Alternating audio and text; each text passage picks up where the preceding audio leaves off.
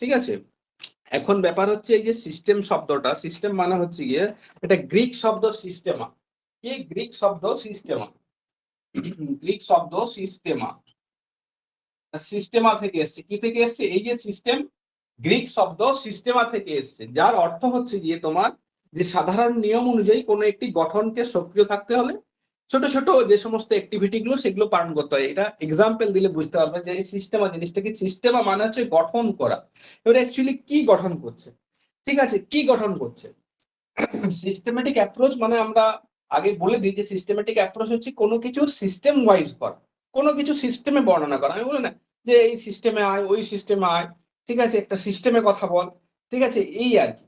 তো সিস্টেমেটিক অ্যাপ্রোচে প্রথমেই আমাদের যেটা জানতে হবে যে সিস্টেমা কথাটা একটা গ্রিক শব্দ, যেটার কথা হচ্ছে সিস্টেম। সিস্টেম কথাটি এসছে সিস্টেমা থেকে, যার অর্থ হচ্ছে গিয়ে তোমার গঠন করা। এখন কি গঠন করছে সেটা জানতে হবে। দেখো, আমরা আমাদের যদি আমরা এলিমেন্টস গুলো দেখি, আমাদের হিউম্যান বডির যদি আমরা এলিমেন্টস দেখি, ঠিক আছে, হিউম্যান বডিতে কি আছে দেখো। এটা আমরা আগেও যখন স্ট্রাকচারালিজম পড়েছিলাম তখন এই জিনিসগুলো আলোচনা করেছিলাম যে আমাদের হিউম্যান বডির মধ্যে বিভিন্ন সিস্টেম আছে, বিভিন্ন সিস্টেম আছে। যেমন ব্লাড সার্কুলেশন সিস্টেম আছে, তারপর ডাইজেস্টিভ সিস্টেম আছে, ঠিক আছে, প্রত্যেকটাই সিস্টেম। এই যে আমি কথা বলছি এটাও কিন্তু একটা সিস্টেমের মধ্যে পড়ছে আর কি। তোমরা যে ক্লাসটা অ্যাটেন্ড করছো এটাও কিন্তু সিস্টেমের মধ্যে পড়ছে। তাহলে মোদ্দা কথা হচ্ছে গিয়ে সিস্টেম হচ্ছে গিয়ে একটা ছোট ছোট প্রত্যেকটা কার্যের ছোট ছোট রূপ, আমরা বলতে পারি প্রত্যেকটা কার্যের ছোট ছোট রূপ। সেই রূপগুলো একত্রিত হয়ে একটা বৃহত্তর সংগঠন তৈরি করছে। কি করছে না, একটা বৃহত্তর সংগঠন তৈরি করছে। যেমন কি, যদি আমি বলছি যে আমার মধ্যে ব্লাড সার্কুলেশন সিস্টেম, ঠিক আছে, ব্লাড সার্কুলেশন সিস্টেম আছে, ডাইজেস্টিভ সিস্টেম আছে, ঠিক আছে। আবার ধরো যে কথা বলছি এটাও একটা সিস্টেম, রেসপিরেটরি সিস্টেম আছে, এই যে আমরা শ্বাস প্রশ্বাস নিচ্ছি। তাহলে কি হয়েছে, এই সমস্ত সিস্টেম গুলো মিলিত হয়ে একটা বৃহৎ হিউম্যান সাউন্ডের গন্ডগোল হচ্ছে কারো সাউন্ড।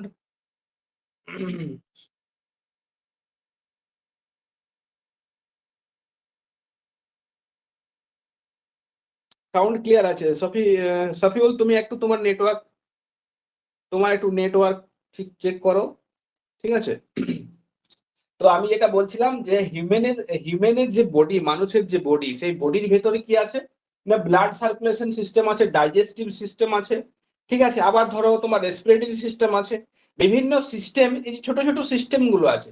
ছোট ছোট সিস্টেম গুলো একত্রিত হয়ে কি গঠন করেছে না, একটা বৃহৎ বড় হিউম্যান বডি গঠন করেছে, ঠিক আছে। সেই হিউম্যান বডিটা ঠিকঠাক ওয়েতে ফাংশন করছে। এই যে কেমন ভাবে ফাংশন করছে দেখো, প্রত্যেকটা system, blood circulation system, digestive system, respiratory system, এগুলো কি করছে, এগুলো তোমার হচ্ছে কি প্রপার ওয়েতে ঠিকঠাক কাজ করছে। প্রপার ওয়েতে ঠিকঠাক কাজ করছে বলে আমাদের যে হিউম্যান বডিটা আছে সেই হিউম্যান বডিটা কিন্তু সাস্টেন করছে, সেই হিউম্যান বডি কিন্তু সাস্টেন করছে, ঠিক আছে। এখন সেই সিস্টেম গুলো ফেল হলে কি হয়, আমাদের শরীর খারাপ হয়, ঠিক আছে, আমাদের ডাক্তারখানা ছুটে যেতে হয়। এই সিস্টেম গুলো ফেল হলে আমাদেরকে আমাদের বিভিন্ন ধরনের রোগ চলে আসে, ঠিক আছে। তাহলে দেখো এই যে ছোট ছোট সিস্টেম গুলো নিয়ে গঠিত হয়েছে একটা বৃহৎ সংগঠন। তাহলে এই যে সিস্টেমেটিক অ্যাপ্রোচ, কি সিস্টেমেটিক অ্যাপ্রোচ সবসময় কোনো একটা ঘটনার, কোনো একটা বস্তুর আর মধ্যে যে কার্য বা কারণ আছে, সেই কার্য কারণগুলোকে ফাইন্ড করা। কেমন ভাবে ফাইন্ড করবে না, সেগুলো সিস্টেমেটিক ওয়েতে সেগুলো ফাইন্ড আউট করবে।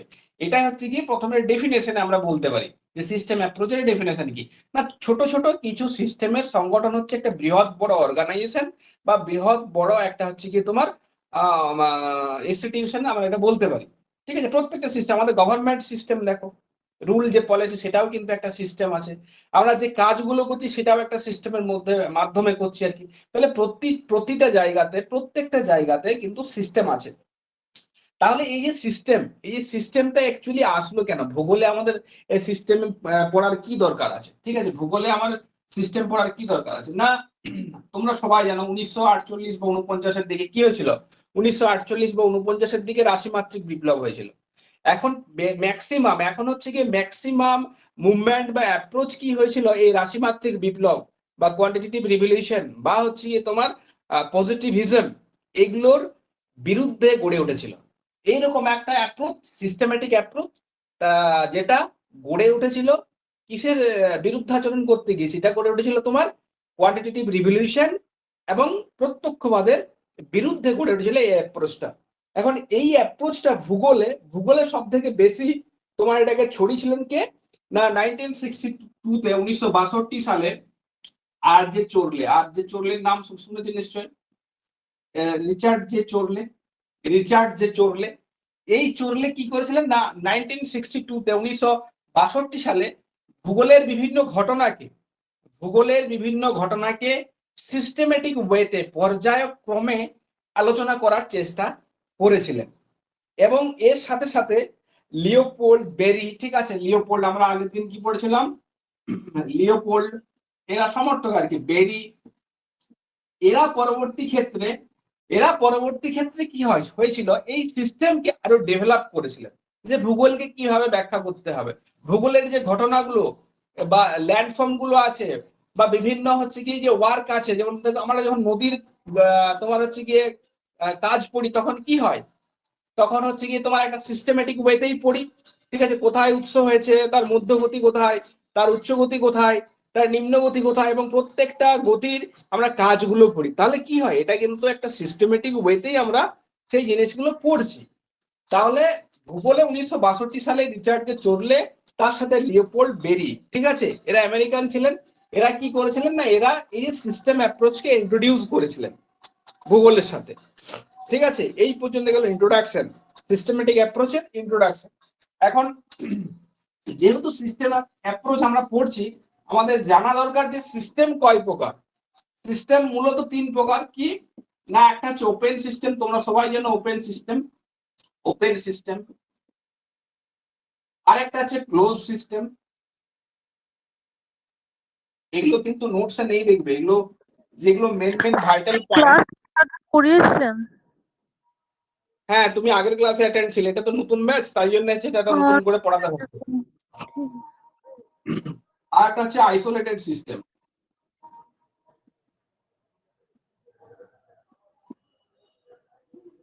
দেখো এখন ওপেন সিস্টেম কি, ক্লোজ সিস্টেম কি এবং আইসোলেটেড সিস্টেম কি, এই তিনটে জিনিস দেখো। তাহলে প্রথমে আসছি ওপেন সিস্টেম। এগুলো মন দিয়ে শুনবে, কারণ এগুলো হামেশাই তোমরা ব্যবহার করবে। যেমন বাস্তুতন্ত্র কি সিস্টেম না, বাস্তুতন্ত্র ওপেন সিস্টেম। কারণ কেন ওপেন বলছি সেটা আগে জানা দরকার আছে, ঠিক আছে। তার মানে প্রথমে আসছি ওপেন সিস্টেম। পাইল তুমি এটা মাইকটা বন্ধ করো। তাহলে প্রথমে আছে ওপেন সিস্টেম। ওপেন সিস্টেম কি আছে, ধরো আমি আজ পর এক্সাম্পল দিচ্ছি। এরকম একটা কন্টেনার আছে, ঠিক আছে, এই কন্টেনারে ওয়াটার আছে, এখন এই কন্টেনারটা তুমি হিট দিচ্ছ, ঠিক আছে, তাপ দিচ্ছ। তাপ দেওয়ার ফলে কি হবে, পাইল যদি কথা শোনা যাচ্ছে তুমি একটু মাইকটা অফ রাখো, ঠিক আছে, কারণ কথাগুলো ইকো হচ্ছে তো।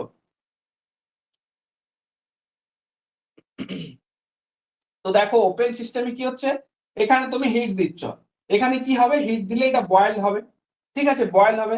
এখান থেকে জলটা কি হবে, জলটা ইভাপোরেট হয়ে কোথায় যাবে, সরাসরি বায়ুমণ্ডলে মিশে যাবে, ঠিক আছে। ওপেন সিস্টেমে কি হচ্ছে, দেখো আজ যে তুমি হিট দিচ্ছ, এই হিটটা কি হবে, হিট বন্ধ যদি তুমি করে দাও, এই হিটটা আস্তে আস্তে এনভায়রনমেন্টের সাথে তোমার মিলিয়ে যাবে।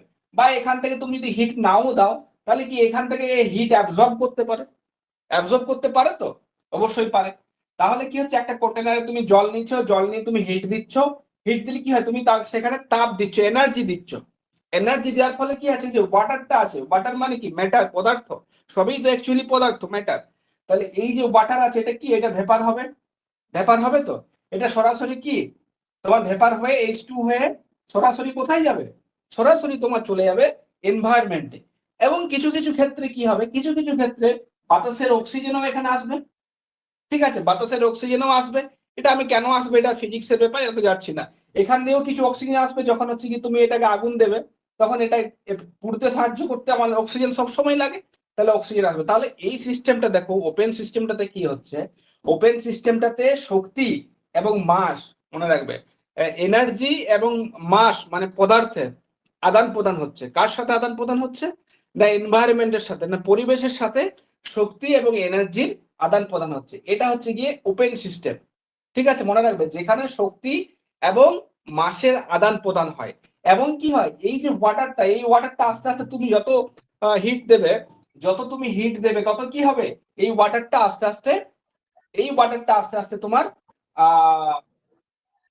লস হয়ে যাবে। ঠিক আছে, কেউ একজন ভিডিও অন আছে, অফ করো।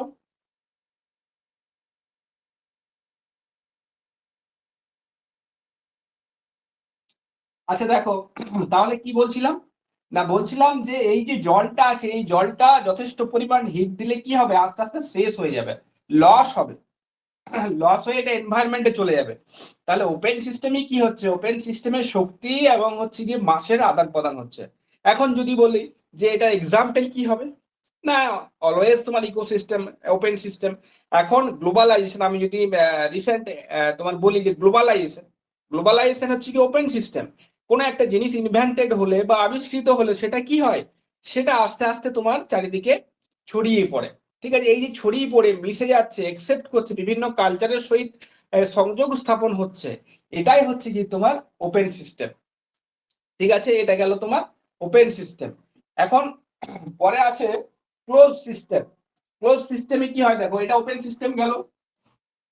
ক্লোজ সিস্টেমে কি হচ্ছে, ক্লোজ সিস্টেমে দেখো, ক্লোজ সিস্টেমে আছে, ক্লোজ সিস্টেমে দেখো কি হচ্ছে, কন্টেনারটা সেম কন্টেনার আছে, কন্টেনারে আমার ওয়াটার আছে তো, কন্টেনারে ওয়াটার আছে, আমি এখানে হিট দিচ্ছি এবং কন্টেনারটা আমি ঢেকে দিয়েছি, এয়ার টাইট করেছি। তাহলে কি হবে, তাহলে এনার্জি আমি দিচ্ছি, এনার্জি দেওয়ার ফলে কি হবে, এইখানে যে মাসটা থাকবে, ওয়াটারের যে মাসটা বা ওয়াটারটা, সেটা কি হবে, ইভাপোরেট হবে। ইভাপোরেট হয় কি হবে, এখানে ঠান্ডা হবে, এখানে আবার ফিরে আসবে, এখানে আসবে, এখানে আবার ফিরে আসবে। তার মানে যে মাসটা আছে বা যে পদার্থটা আছে, সেই পদার্থটা বা মাসটা বা এলিমেন্টে কি হচ্ছে, ট্রান্সফার হচ্ছে না, অন্য কিছুর সাথে চলে যাচ্ছে না, মিশে যাচ্ছে না, লস হচ্ছে না।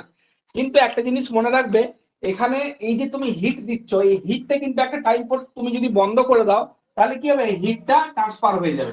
তাহলে এক্ষেত্রে হিট মানে এনার্জি, সেই এনার্জিটা কি হচ্ছে না, এনার্জিটা পরিবেশের সাথে মিশে যাচ্ছে, এনার্জিটা মিশে যাবে। কিন্তু তোমার এখানে যে ম্যাটারটা থাকবে, যে এলিমেন্টসটা থাকবে, সেই ম্যাটার বা এলিমেন্টসটা তোমার কিন্তু মিশবে না। ঠিক আছে, বদ্ধ থাকবে। এটা হচ্ছে ক্লোজ সিস্টেম। এখন ক্লোজ সিস্টেমের উদাহরণ কি, যদি কালচারালি বলি, ক্লোজ সিস্টেমের উদাহরণ হচ্ছে কি তোমার আমাদের আন্দামান নিকোবরের জারোয়া উপজাতি আছে না, জানো তো, জারোয়া উপজাতি, জারোয়া, ওরা কি দেখবে, তোমরা নিশ্চয়ই টিভিতে দেখেছো, জারোয়া বা হচ্ছে সেন্টিনেলস যেটাকে বলা হয়, জারোয়ার থেকে ভালো হবে সেন্টিনেলস যে উপজাতিটা, সেই উপজাতিটা কি না, ওরা দেখবে আমাদের যে মডার্ন বা আধুনিক তারা হতে চায় না, তাদের সংস্কৃতি, তাদের হচ্ছে গিয়ে চিন্তা ভাবনা, তারা কি করে, তারা নিজেদের মধ্যেই রাখে, তারা আমাদের মডার্ন ম্যানের সাথে কিন্তু মিশতে চায় না। এটা কিন্তু আমরা বলতে পারি একটা ক্লোজ সিস্টেমের কিন্তু উদাহরণ। ঠিক আছে, এটা ক্লোজ সিস্টেম গেল। 3 নাম্বার হচ্ছে কি একটা সিস্টেম আছে, সেটা হচ্ছে আইসোলেটেড সিস্টেম। কি না, 3 নাম্বার হচ্ছে আইসোলেটেড সিস্টেম। আইসোলেটেড সিস্টেমটা কি,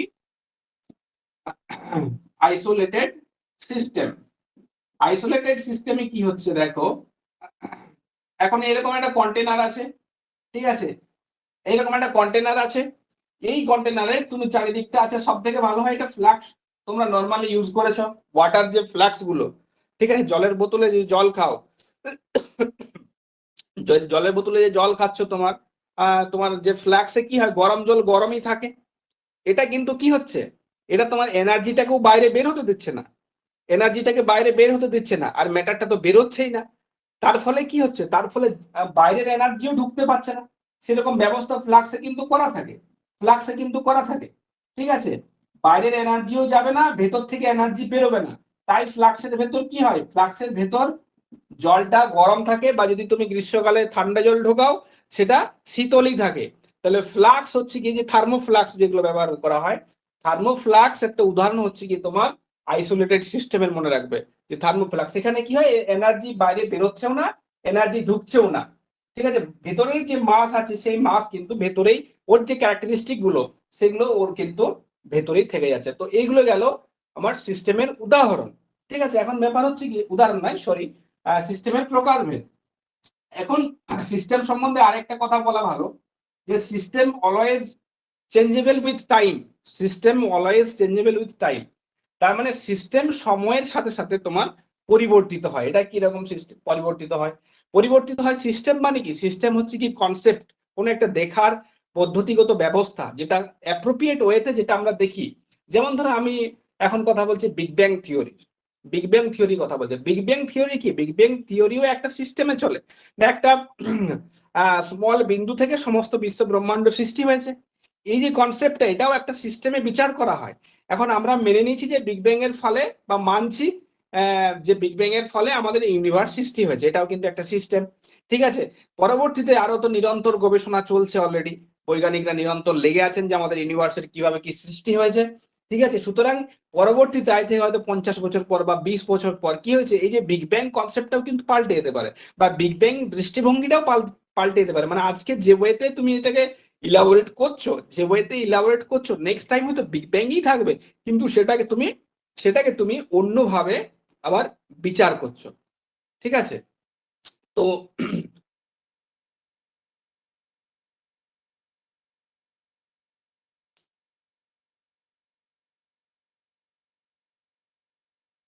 শুনতে পাচ্ছ তো সবাই? সুমন, শোনা যাচ্ছে?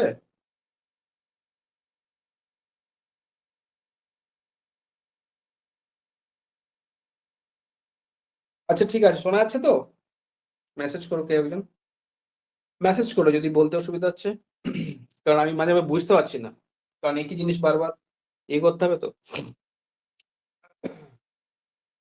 আচ্ছা দেখো, তাহলে আমি কি বলছিলাম, যে বিগ ব্যাং থিওরির কথা বলছিলাম। তাহলে আমি একটা লাস্ট সিস্টেমের কথা বলছিলাম, যেটা হচ্ছে কি সিস্টেম অলওয়েজ তোমার হচ্ছে কি চেঞ্জেবল উইথ টাইম, মানে সময়ের সাথে সাথে কিন্তু সিস্টেমের যে কনসেপ্ট, সেই কনসেপ্ট কিন্তু পাল্টে যেতে পারে। এখন এখন এগুলো হচ্ছে কি তোমার একটা সিস্টেম এর কিছু কিছু বৈশিষ্ট্য আমরা বললাম, যেগুলো টাইপস বললাম, বা তার ক্যারেক্টারিস্টিক একটা বললাম, যে system always be changeable with time.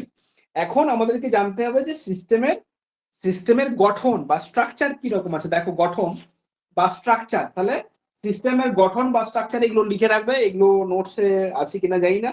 ঠিক আছে, সিস্টেমের তাহলে গঠন লিখবে।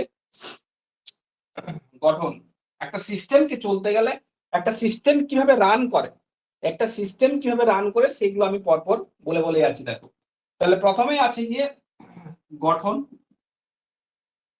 গঠনের মধ্যে গঠনের মধ্যে প্রথমেই থাকবে হচ্ছে উপাদান। প্রথমেই থাকবে এক নম্বরে উপাদান। তাহলে কি থাকবে প্রথমে? উপাদান। উপাদান, উপাদান কি? উপাদান কি? উপাদান মানে হচ্ছে কি এলিমেন্টস, যেটা ইংরেজিতে বলা হয়। তো উপাদান ধরো আমি এক্সাম্পল দিচ্ছি, সমুদ্র জল। সমুদ্র জল, এখন সমুদ্র জলে কি কি এলিমেন্টস আছে, কি কি উপাদান আছে? কি কি উপাদান আছে সমুদ্র জলে? সমুদ্র জলে উপাদান আছে উষ্ণতা, উষ্ণতা আছে। তারপরে কি আছে? লবণতা আছে। তারপরে কি আছে? ঘনত্ব আছে। আর কি? গভীরতা আছে। গভীরতা আছে। তাহলে দেখো, এই যে সমুদ্র জল, সমুদ্র জলের কি কি উপাদান? না উষ্ণতা, লবণতা, ঘনত্ব, গভীরতা। ঠিক আছে, এখন এটা আমি অ্যাজ পার এক্সাম্পল বলছি, এটা অন্য কিছু হতে পারে। উপাদানের মধ্যে এটা সমুদ্র জল। 2 নম্বর, তুমি এটা বলতে পারো যে ধান, ধান চাষ, যে ধান প্যাডি, ধানের কি কি উপাদান থাকবে? না ধানের উপাদান থাকবে বীজ, বীজ থাকবে।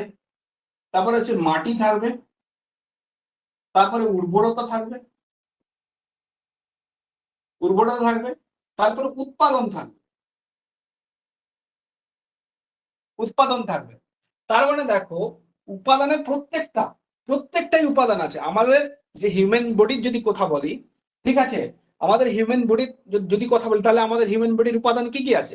না হাত, পা, চোখ, মুখ, তারপর আছে আমাদের হৃৎপিণ্ড, ফুসফুস, এগুলো এলিমেন্টস। তাহলে আমাদের প্রত্যেকটা বস্তুর বা প্রত্যেকটা তোমার কম্পোনেন্টের হচ্ছে গিয়ে যেগুলো আমরা স্টাডি করব, তাদের প্রত্যেকেরই একটা একটা উপাদান থাকবে। সার্টেন, সে একটা থাকতে পারে, দুটাও থাকতে পারে, তিনটাও থাকতে পারে। এই উপাদান, সমুদ্র জল কি? উষ্ণতা, লবণতা, ঘনত্ব, গভীরতা। এবং ধান কি? আমি অ্যাজ ফর এক্সাম্পল বোঝার জন্য বলছি যে সিস্টেমটা কাজ করছে কিভাবে। ঠিক আছে, এবং ধানের কি? না বীজ থাকবে, মাটি থাকবে, উর্বরতা, উৎপাদন। আবার যদি বলো তুমি বৃষ্টিপাত, উষ্ণতা, যদি লিখে দাও, আবার উষ্ণতা থাকবে, তারপরে তোমার বৃষ্টিপাত থাকবে। ঠিক আছে, এখন এটা গেল 1 নাম্বার, গঠনের 1 নাম্বার। উপাদান। 2 নম্বর থাকবে সংযোগ। দেখো 2 নম্বরের সংযোগ, এটা কি না সংযোগ। সংযোগ মানে লিঙ্কেজ ইংরেজিতে। এখানে কি হচ্ছে, ধান চাষ, ধরো আমি ধানটাকে যদি নেই, ধান চাষ, ধান চাষ করতে গেলে কি কি লাগবে, একটা সার্টেন অ্যামাউন্ট অফ তোমার হচ্ছে গিয়ে রেনফল লাগে, তাই তো, একটা রেনফল লাগে, একটা তাপমাত্রা লাগে। সব জায়গায় ধান প্রোডাকশন বা ধান উৎপাদন হয়? সব জায়গায় ধান উৎপাদন কিন্তু হয় না। দেখবে হয় কি, দার্জিলিং এ তোমার চায়ের চাষ হচ্ছে, বা তোমার হচ্ছে কি যেগুলো নাতিশীতোষ্ণ দেশ আছে সেখানে কি ধান চাষ হয়, সেখানে গমের চাষ হয়। তার মানে কি, ধান চাষের একটা ফেভারেবল কন্ডিশন চাই। ফেভারেবল কন্ডিশন মানে কি, এই যে উপাদানগুলো লিখেছি, বীজ, মাটি, উর্বরতা, উষ্ণতা, বৃষ্টিপাত, এগুলোর মধ্যে একটা কানেক্টিভিটি থাকতে হবে, একটা সংযোগ থাকতে হবে। তার মানে কি, উপযুক্ত উষ্ণতা, উপযুক্ত বৃষ্টিপাত, তোমার হচ্ছে ফেভারেবল সয়েল, মাটি, মাটি ঠিকঠাক হতে হবে। তাহলে কি, এই যে, তাহলে আমি বলতে পারি এখানে মাটি কি অ্যারো দিয়ে কেন দেখাচ্ছি, কারণ এগুলোর মধ্যে লিঙ্ক আছে। এগুলো যদি একটা গন্ডগোল হয়, ধান উৎপাদন হবে? হবে কি? হবে না। বালি মাটিতে কি ধান হবে? হবে না। কি যদি প্রচুর বৃষ্টিপাত হয়, প্রচুর বৃষ্টিপাত হবে কি? যদি একবারে তোমার কম টেম্পারেচার হয় 0 ডিগ্রি, তাহলে কি ধান উৎপাদন হবে? হবে না। সেটা কন্ডিশন আলাদা ব্যাপার, গ্রিন হাউস করে করতে পারো, সেটা আলাদা ব্যাপার। কিন্তু আমি যে এলিমেন্টস গুলোর কথা বলছি, এলিমেন্টস গুলোর মধ্যে প্রত্যেকটার কিন্তু সংযোগ আছে। ঠিক আছে, কি মাটি, মাটির সাথে কি আছে না উষ্ণতা, উষ্ণতা, উষ্ণতা, তারপরে কি আছে না বৃষ্টিপাত। এই উপাদানগুলো, এই উপাদানগুলো ঠিকঠাক যদি হয়, তখন কি হবে, উৎপাদন ঠিক তোমার হবে। তখন ঠিকঠাক কি, ঠিকঠাক উৎপাদন হবে। এই যে আমি হিউম্যান বডির কথা বলি, আমার হিউম্যান বডির ভেতরে যে সমস্ত সিস্টেম গুলো আছে, সেই সিস্টেম গুলোর মধ্যে যদি লিঙ্কেজ না থাকে, আমাদের প্রত্যেকটাই লিঙ্ক আছে, কিন্তু যদি সেই লিঙ্কেজ না থাকে বা সংযোগ যদি না থাকে, সংযোগ যদি না থাকে, তাহলে কি আমরা সাস্টেন করতে পারবো না। ঠিক আছে, এই লিঙ্কেজের কথাই কিন্তু বলা হয়েছে। 3 নম্বরে আমরা বলতে পারি যে হচ্ছে ইনপুট। ইনপুট কি, এখন এই লিঙ্কেজ গুলোকে, এখন এই লিঙ্কেজ গুলো যেগুলো দেখছো, ঠিক আছে, এই যে লিঙ্কেজ, মাটি, উষ্ণতা, বৃষ্টিপাত, ধরো কোথাও এই উপাদানগুলো ঠিকঠাক ভাবে পাওয়া যাচ্ছে, বুঝলে তো, কোথাও উপাদানগুলো ঠিকঠাক ভাবে পাওয়া যাচ্ছে, পাওয়া যাওয়ার পরেও প্রোডাকশন কিন্তু তোমার ঠিকঠাক হচ্ছে না, ধান চাষের প্রোডাকশন ঠিকঠাক হচ্ছে না। তখন তোমাকে কি করতে হবে, এখান বা এই জায়গাটার বিশ্লেষণ করতে হবে, যেখানে তাহলে মাটিতে নিশ্চয়ই কিছু ফল্ট আছে, বা ধানের বীজের কিছু গন্ডগোল আছে। তখন তোমার কি হয়, সেটাকে তোমার রিসার্চ করতে হয়। ঠিক আছে, রিসার্চ করে সেখানে দেখতে হবে যে কোথাও ল্যাক আছে কিনা, কোথাও অভাব আছে কিনা। যদি ল্যাক থাকে বা কোথাও অভাব থাকে, তাহলে কি হয়, আমরা ইনপুটের মাধ্যমে সেগুলো দিতে পারি। যেমন ধরো বৃষ্টিপাতের অভাবটা আমরা অনেক সময় জলসেচের মাধ্যমে মিটিয়ে নিতে পারি। অনেক সময় কি হয়, আমাদের যে আমন ধানের চাষ হয় ধরো বর্ষাকালে, আমাদের যে বাঁকুড়া পুরুলিয়ার কথা বলছি, অনেক সময় ধরো হালকা থেকে মাঝারি বৃষ্টি হলো এবং পরে বন্ধ হয়ে গেল বৃষ্টি, তখন কি হয়, কৃষকরা কি করেন, ওই জলের চাহিদাটা মেটানোর জন্য কি করেন, জলের চাহিদাটা মেটানোর জন্য তারা জলসেচ দেন। তার মানে কি, ইনপুট দিচ্ছেন। তার মানে ইনপুট বলতে আমরা কি বুঝি না, ইনপুট বলতে আমরা বুঝছি এই যে লিঙ্কেজ গুলো আছে, এই লিঙ্কেজ গুলো থাকার পরেও, এই লিঙ্কেজ গুলো থাকার পরেও যখন আমার সেই অঞ্চলে কোনো প্রোডাকশন বা সিস্টেমটা বারবার ফেল হচ্ছে, সেই ফেল হচ্ছে কেন সেটাকে আইডেন্টিফাই করা। ঠিক আছে, সেই এইগুলোকে আইডেন্টিফাই করে ইনপুট দেওয়া। ইনপুট বলতে আমরা কি বললাম, এখানে তোমার সারও দিতে পারো, যে তুমি দেখছো এখানে মাটির উর্বরতা কম, ঠিক আছে, মাটিটা উর্বরতা তোমার হচ্ছে দোআঁশ মাটি আছে বা এঁটেল মাটি আছে, এঁটেল মাটিতে ধান চাষ ভালো হয়। ঠিক আছে, তাহলে এঁটেল মাটি আছে, দেখছি এঁটেল মাটিতে ধান চাষ ভালো হয়, কিন্তু এখানে তোমার প্রোডাকশন বেশি হচ্ছে না। তুমি ওখানে মাটি সয়েল টেস্ট করলে দেখলে যে এখানে তোমার হচ্ছে কি যে উৎপাদিত, তোমার হচ্ছে কি যে মিনারেলস গুলো থাকে, সেই মিনারেলস গুলো কম আছে, তখন তুমি কি করবে, তখন মিনারেলস গুলো তুমি কৃত্রিম ভাবে দেবে, সারের মাধ্যমে দেবে, সেগুলোকেই বলা হচ্ছে ইনপুট। এন্ড 4 নম্বর আছে কি তোমার আউটপুট। আউটপুট কি, আউটপুট বলছে একটা সিস্টেম কে ঠিকঠাক ভাবে কাজ করাতে গেলে, একটা সিস্টেম যদি ঠিকঠাক ভাবে কাজ করে, একটা সিস্টেম যদি ঠিকঠাক ভাবে কাজ করে, এই সিস্টেমগুলোর মানে হচ্ছে গিয়ে ফলটা যেটা, সেটা আমরা ঠিকঠাক হইতে, এখন আমার শরীরের যদি সিস্টেম গুলো ঠিকঠাক হইতে কাজ করে, বা আমি যদি ঠিকঠাক ইনপুট দিই, তাহলে আমার আউটপুট কেমন হবে, আমার শরীরের আউটপুট কেমন হবে না, আমার শরীরের আউটপুট বেটার হবে, খুব ভালো হবে।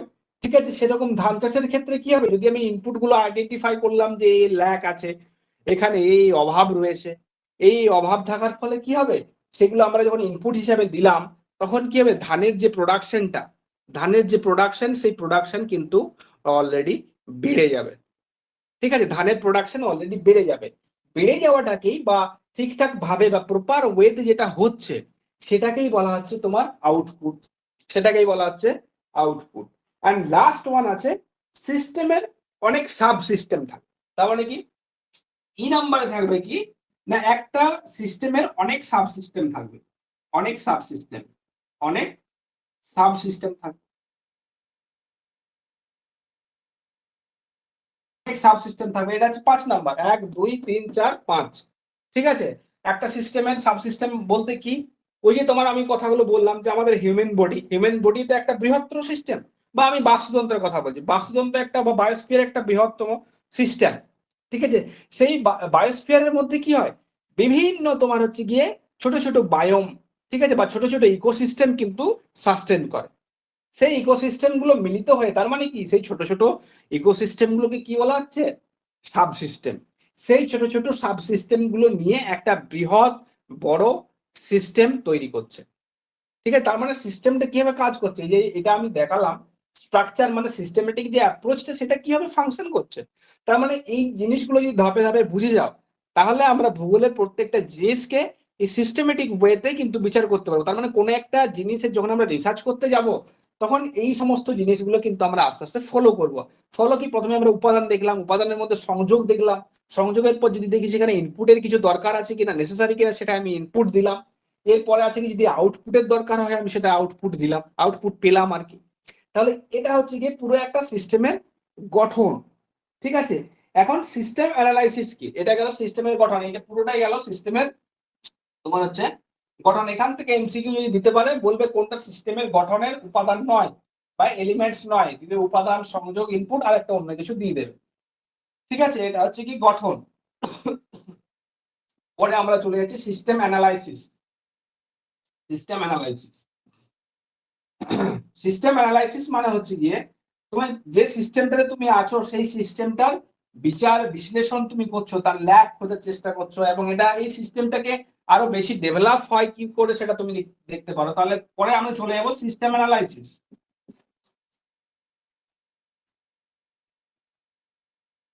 সিস্টেম অ্যানালাইসিস সিস্টেম অ্যানালাইসিস কি না, সিস্টেম অ্যানালাইসিস হচ্ছে গিয়ে তোমার সিস্টেমকে বিশ্লেষণ করা, বিচার করা বা বিবেচনা করা। কিভাবে বিচার বা বিবেচনা করা যাবে, ধরো আমি নিচ্ছি সাপোজ ফর এক্সাম্পল নিচ্ছি মাইগ্রেশন। ঠিক আছে, মাইগ্রেশন, মাইগ্রেশন ঠিক আছে, মাইগ্রেশন। তাহলে মাইগ্রেশন একটা হচ্ছে বৃহত্তর সিস্টেম, হিউম্যান জিওগ্রাফির একটা বৃহত্তর সিস্টেম হচ্ছে মাইগ্রেশন। ঠিক আছে, এখন এই মাইগ্রেশন কেন হচ্ছে, মাইগ্রেশন কেন হচ্ছে বা মাইগ্রেট কেন করছে, বা কোনো একটা অন্য কোনো জায়গাতে কেন যাচ্ছে, ঠিক আছে, এটাই আইডেন্টিফাই করা বা এটাকে বিশ্লেষণ করা সিস্টেম অ্যানালাইসিসের কাজ।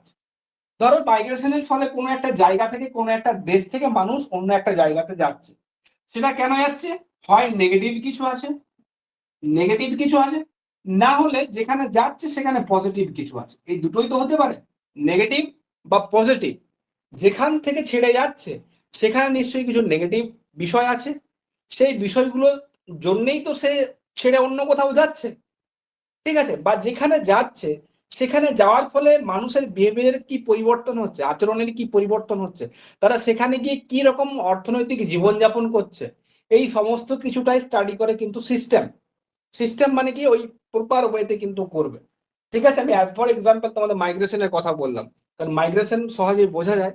ঠিক আছে, তাহলে মাইগ্রেশনে কি হয়, কোথাও একটা নেগেটিভ তোমার হচ্ছে গিয়ে নেগেটিভ কারণ থাকে সেখান ছেড়ে চলে যাওয়ার, আবার পজিটিভ কিছু কারণ থাকে যেখানে যাচ্ছে সেখানের জন্য অ্যাট্রাক্ট হয়। ঠিক আছে, সেখানে যাওয়ার জন্য। তো এইগুলো গেল তোমার সিস্টেম অ্যানালাইসিস মানে আবার সিস্টেম অ্যাপ্রোচ। ঠিক আছে, এখন ভূগোলের প্রত্যেকটা বিষয় এই সিস্টেম অ্যাপ্রোচের মাধ্যমে 1962 দিকে বা 1970 দিকে এই অ্যাপ্রোচটা খুব বেশি ডেভেলপ করা হয়েছিল। কে ডেভেলপ করেছিলেন না, চোরলে, লিওপোল্ড, বেরি, এরা এই সিস্টেম অ্যাপ্রোচটাকে ডেভেলপ করেছিলেন। ব্যাস, এটুকুই হচ্ছে সিস্টেমেটিক অ্যাপ্রোচ বা সিস্টেম অ্যাপ্রোচ আমরা বলতে পারি। ঠিক আছে?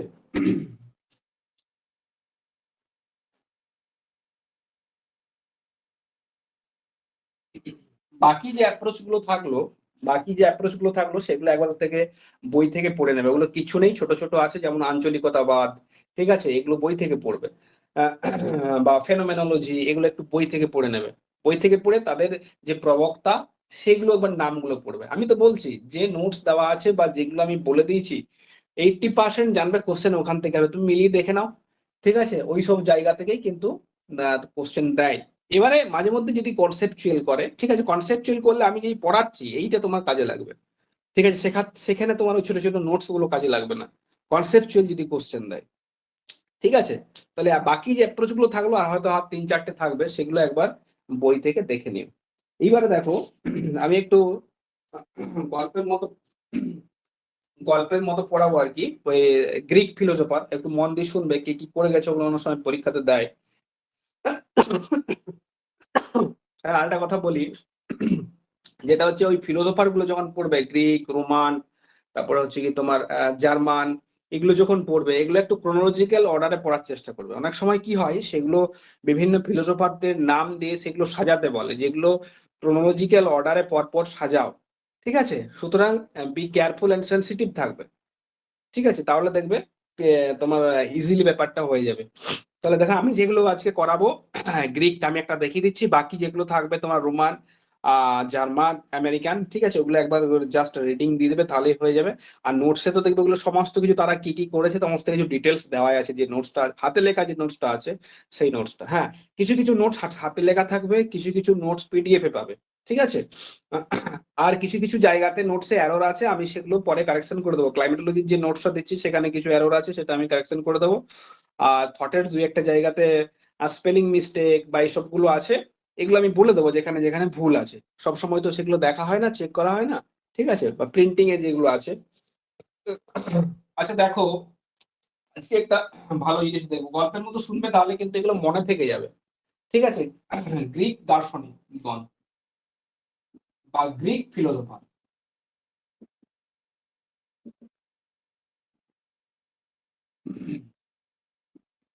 এখন গ্রিস যে দেশ, ঠিক আছে, এটা বলার আগে আমি কিছু কিছু জিনিস আলোচনা করতে হবে তোমাদের সাথে। এই গ্রিসের যে তোমার হচ্ছে গিয়েছে কি বলা হয়, যে গোল্ডেন এজ অফ গ্রিস বলা হয়, ঠিক আছে? স্বর্ণযুগ বলা হয়। ভূগোলের স্বর্ণযুগ কোথায় হয়েছিল না, গ্রিসে হয়েছিল, মনে রাখবে। এখন ব্যাপার হচ্ছে গ্রিস এত ডেভেলপ করলো কি করে, ঠিক আছে? গ্রিস যে এত ডেভেলপ করলো কি করে, এই যে তোমার মরফোলজি, ক্লাইমেটোলজি, এইসব ব্যাপারে এত ডেভেলপ করলো কি করে?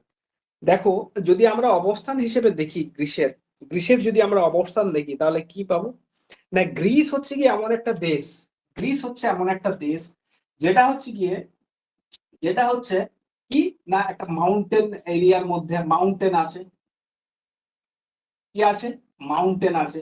শীতকালে বরফ পড়ে, কি হয়, শীতকালে বরফ পড়ে মানে যেগুলো মাউন্টেন এরিয়া আছে, তার মানে এখানে আমরা হিমবাহের কাজ দেখতে পাবো, ঠিক আছে? শীতকালে বরফ পড়ে, উইন্টারে, গ্রীষ্মকালে কিন্তু পড়ে না, মাউন্টেন এরিয়া। 2 নম্বরে এখানে কি আছে, এবং মনে রাখবে গ্রিস হচ্ছে কি সব থেকে ছোট একটা দেশ, বেশি বড় নয় কিন্তু। তুমি বলতে পারো স্যার আমাদের ইন্ডিয়াতে তো পড়ে, কিন্তু ইন্ডিয়া একটা ভাস্ট, ঠিক আছে? গ্রিস হচ্ছে কি একটা small country, small south European country আর কি, ঠিক আছে? গ্রিসের কথা সবাই জানো, ঠিক আছে? এখন মাউন্টেন, শীতকালে বরফ পড়ে, কিছু কিছু কন্ডিশন বলছে, কিন্তু ভ্যারাইটিস আছে এখানে। এখানে কিসের ভ্যারাইটিস আছে দেখো, ঠিক আছে? এখানে যে ফিজিক্যাল কন্ডিশন আছে এবং ক্লাইমেটিক যে কন্ডিশন আছে তার ভ্যারাইটিস আছে, ঠিক আছে? মাউন্টেন আছে, শীতকালে বরফ পড়ছে, কোস্টাল এরিয়া আছে, কোস্টাল এরিয়া আছে, কোস্টাল এরিয়া আছে। তারপরে কি, নদীর কাজ আছে, ছোট ছোট অনেক নদী আছে, নদীর কাজ বর্তমান, নদীর কাজ বর্তমান। 4 নম্বরে কি আছে না, 4 নম্বরে এই যে গ্রিস, যে দেশটা, সেটা হচ্ছে কি তোমার হাই রিস্ক জোনের মধ্যে পড়ছে, হাই রিস্ক জোন, তার মানে ভূমিকম্প প্রবণ, কি না, ভূমিকম্প প্রবণ, ভূমিকম্প প্রবণ, ভূমিকম্প প্রবণ। কিছু কিছু জায়গা, এই যে তোমার এত ক্যারেক্টারিস্টিক, এত ভ্যারাইটিস, কোথায়, গ্রিস দেশের মধ্যে, স্মল একটা কান্ট্রির মধ্যে যে এত ভ্যারাইটিস, এই যে ভ্যারাইটিস গুলো কেন আছে এবং এখানে কি রূপে বিভিন্ন প্রসেস গুলো কাজ করছে, সব সময় গ্রিক যারা দার্শনিক ছিলেন, গ্রিক দার্শনিকদের সব মনে সবসময় এগুলো এফেক্ট ফেলতো, যেগুলো এত কেন হচ্ছে কোস্টাল এরিয়াতে এরকম হচ্ছে গিয়ে ক্ষয়কাজ কেন হচ্ছে, তারপর হচ্ছে গিয়ে তোমার মাউন্টেন এরিয়াতে বরফ জমে থাকছে, শীতকালে বরফ পড়ছে এবং ছোট ছোট নদীর সৃষ্টি হচ্ছে, সেই বরফ থেকে নদীর সৃষ্টি হচ্ছে এবং সেই নদীগুলো বিভিন্ন ধরনের অ্যাক্টিভিটি করছে, ঠিক আছে। এবং এই যে অঞ্চলটা গ্রিস যে অঞ্চলটা সেটা হচ্ছে ভূমিকম্প প্রবণ অঞ্চল, ঠিক আছে, কেন ভূমিকম্প হচ্ছে এগুলো নিয়ে তাদের চিন্তা ভাবনা কিন্তু অলরেডি শুরু হয়ে যায়। ভাবো তাহলে বিফোর ক্রাইস্ট মানে ক্রাইস্টের জন্মের আগে থেকেই প্রায় ধরো কত বলবো সেটা 500 কি 600 বিসি মানে বিফোর ক্রাইস্টের আগে কথা বলছি, এই সময় থেকে তোমার হচ্ছে গিয়ে গ্রিক দার্শনিকদের মনে এই যে এত ভ্যারাইটিস, ফিজিক্যাল ভ্যারাইটিস এবং ক্লাইমেটোলজিক্যাল ভ্যারাইটিস এর যে বৈচিত্র্য সেই গ্রিস দেশের মধ্যে ভরে ভরে ছিল, সেই বৈচিত্র্যগুলোর মধ্যে যে এত ক্লাইমেটিক তোমার হচ্ছে ফেনোমেনার গুলো যে কিভাবে আমাদের ল্যান্ডফর্মকে অ্যাক্টিভেট তোমার হচ্ছে ল্যান্ডফর্মের উপর প্রভাব বিস্তার করছে বা কাজগুলো তাদের ওয়ার্ক গুলো কিভাবে হচ্ছে, সেগুলো যখন আইডেন্টিফাই করতে যান তখন বিভিন্ন জন বিভিন্ন রকম ভাবে তাদের মতবাদ দেন। এখানে একটা জিনিস মনে রাখবে কোশ্চেনে দেয় যে গ্রিক যে দেশটা, গ্রিক দেশটা মনে রাখবে তাদের যে দার্শনিকগণ তারা বেশিরভাগই ট্রাভেলার ছিলেন, বিভিন্ন জায়গাতে ঘুরে বেড়াতেন, ঘুরে বেরিয়ে কি হতো বিভিন্ন জায়গাতে যেগুলো দেখতেন, ঠিক আছে, সেগুলো অ্যাডপ্ট করার চেষ্টা করতেন, সেগুলো অ্যাডপ্ট করার চেষ্টা করতেন। যেমন ধরো আমি কথা বলছি যেমন ইজিপসিয়ান বা সুমেরিয়ান, এদের কাছ থেকে কি, এদের কাছ থেকে এই যে তোমার জ্যোতির্বিদ্যার তোমার বা জ্যোতির্বিদ্যা বা সেলেসিয়াল বডিকে দেখে বিভিন্ন ধরনের পজিশন বের করা, মনে রাখবে এই জিনিসগুলো পরীক্ষাতে আসে কিন্তু, ঠিক আছে, কি বলছি মনে রাখবে যে গ্রিকরা বেশিরভাগ সময়ে বিভিন্ন তোমার হচ্ছে গিয়ে কনসেপ্ট বিভিন্ন দেশ থেকে বা বিভিন্ন লোকজনের কাছ থেকে অ্যাডপ্ট করেছিলেন। এই যে তোমরা যে জিও নমন নামে যে নমনের কথা বলছো সূর্য ঘড়ি, এটা সেটা কিন্তু গ্রিসের নয়, সেটা বেবিলনদের, বেবিলনে সেটা ইনভেন্টেড হয়েছিল, কিন্তু সেটাকে অ্যাপ্রোপ্রিয়েট ব্যবহার কোথায় করা হয়েছিল, ঠিকঠাক ওয়েতে ব্যবহার কোথায় করা হয়েছিল, না গ্রিস দেশে করা হয়েছিল। এই যে তোমার নোমন, যেটা আমি আসবো একটু পরে, ঠিক আছে, নোমন নামে যে সূর্য ঘড়ি, তাহলে দেখো প্রত্যেকটা বেশিরভাগ ক্ষেত্রে বিভিন্ন আইডিয়া বিভিন্ন ইনস্ট্রুমেন্ট সেগুলো হচ্ছে কি ধার করা হয়, সেগুলো ইজিপশিয়ানদের কাছ থেকে, না হলে সুমেরিয়ানদের কাছ থেকে, সুমেরিয়ান যে সমস্ত পুরোহিত যারা ছিলেন তাদের কাছ থেকে, না হলে সেটা হচ্ছে কি তোমার ওই যে তোমার যেটা আর কি আছে ইরাকে আছে পার্সিয়ান, সরি এসাইরান, যেগুলো এসাইরান, এসাইরান হচ্ছে যেটা এখন যেটাই বর্তমানে ইরাক, ঠিক আছে। আমরা ছোটবেলায় গল্প পড়তাম, মনে আছে বাগদাদের গল্প পড়তাম, ঠিক আছে, ইরাক ইরানের গল্প পড়তাম, এগুলো কি, এগুলো সেই সময়ের খুবই ডেভেলপ ছিল, সেই সময় মানে যদি রেসপেক্টিভে দেখো সেগুলো খুবই ডেভেলপ ছিল বিভিন্ন দিক দিয়ে, ঠিক আছে। এখন ডেভেলপড থাকার কারণ হচ্ছে কি তারা বিভিন্ন গ্রহ নক্ষত্রের পজিশন সহজেই বের করতে পারতেন এবং পজিশন দেখে বিভিন্ন ধরনের তারা বিল্ডিং বানাতেন। যেমন ধরো পিরামিড গুলো যেগুলো বানানো হয়েছে সেগুলো দেবে একটা ইয়েতে অ্যালাইন করা হয়েছে, তারা কিভাবে সেগুলো বানালেন, সেগুলো বানালেন নাকি ওই গ্রহ নক্ষত্র দেখে, ঠিক আছে। তাহলে গ্রিকরা অনেক কিছু ইনস্ট্রুমেন্ট অ্যাসাইরিয়ানদের কাছ থেকে বা হচ্ছে কি তোমার হচ্ছে গিয়ে তোমার বেবিলনদের কাছ থেকে বা সুমেরিয়া বা বেবিলনদের কাছ থেকে সেগুলো কিন্তু সব নিয়েছিলেন, ঠিক আছে। নেওয়ার পর বিভিন্ন জন সেগুলোকে বিভিন্ন ভাবে ইলাবোরেট করেছিলেন। তাহলে প্রথম আমরা দার্শনিকটা আসবো, প্রথম দার্শনিককে, না প্রথম দার্শনিক আমি বলে বলে যাবো, এগুলো দেবে নোটসে আছে। প্রথমে হচ্ছে কি হোমার, দেখো এদের কিছু কিছু মেইন বৈশিষ্ট্য আছে যেগুলো নোটসে নেয়, এখানে বলে দিচ্ছি।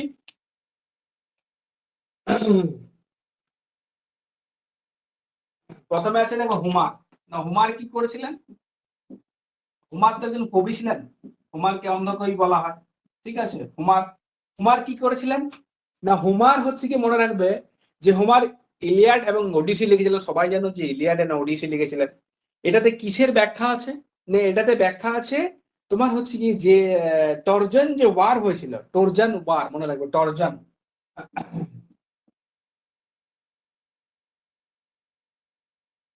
যে ওয়ার, এই যে এই যুদ্ধের কথা কিন্তু হোমার ইলিয়াড এবং ওডিসিতে, কিসে, ইলিয়াড এবং ওডিসি, দেখো এইগুলো যে সময় লেখা হয়েছিল ইলিয়াড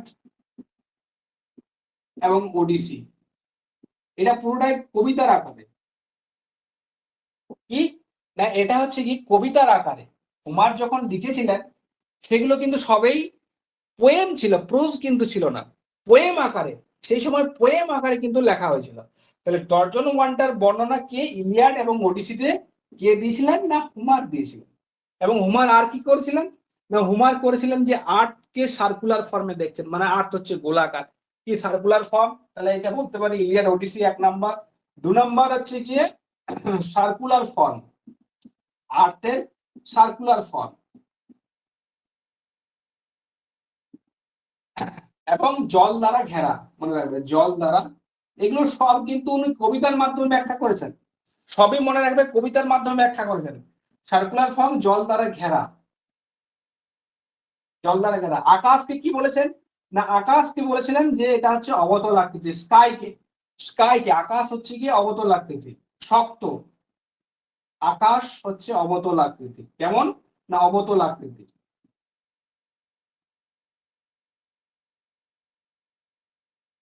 অবতল আকৃতির, ঠিক আছে। তাহলে আকাশ হচ্ছে অবতল আকৃতির, এটা গেল। আর হচ্ছে কি তিনি বলছেন যে আকাশটাকে ধরে রেখেছে কে?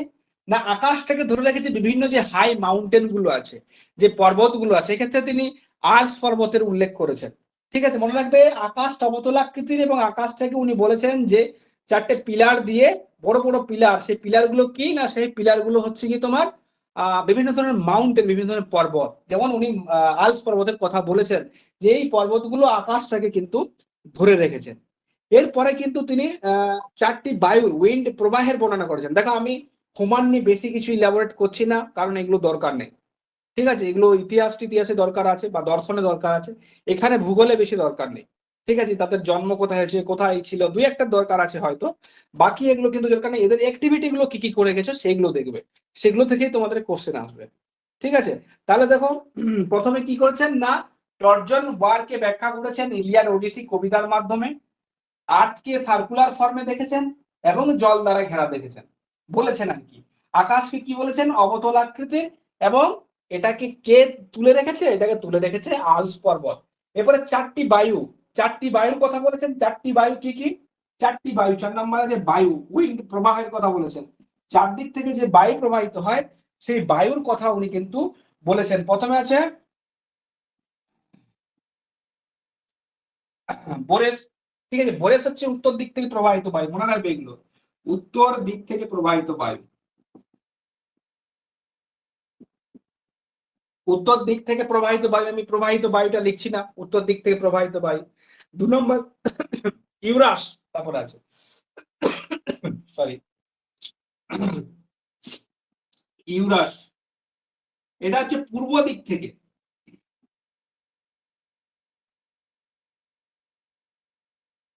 পূর্ব দিক থেকে। এবং 3 নম্বরে আছে কি তোমার নোটাস, নোটাস হচ্ছে কি তোমার দক্ষিণ দিক থেকে,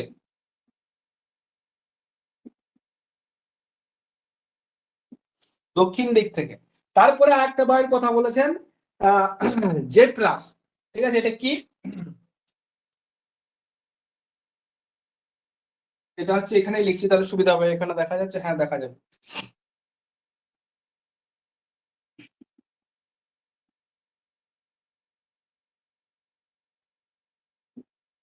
এটা হচ্ছে পশ্চিম দিক।